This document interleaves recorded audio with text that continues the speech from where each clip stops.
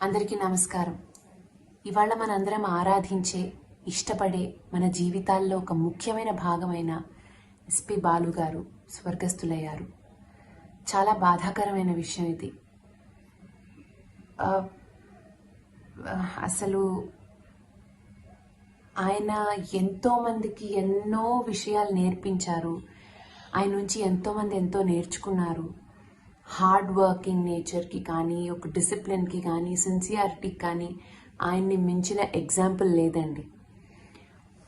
Punctuality, ఇలా ఒక perfection ఏది తీసుకున్నా ఆయన he's a true example of all these. He's a fighter.